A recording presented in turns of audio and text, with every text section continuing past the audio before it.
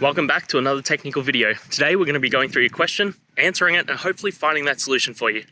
Guys, remember to stay just a little bit crazy like me, and hopefully you get to that resolution.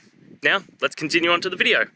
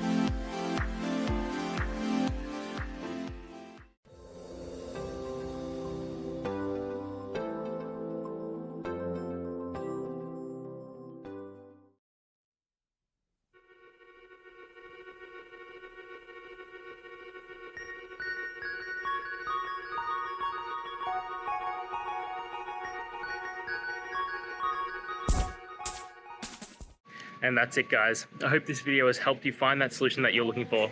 If it did, please hit the subscribe button. I'd really appreciate it. And until next time, I hope you have a good one. Cheers.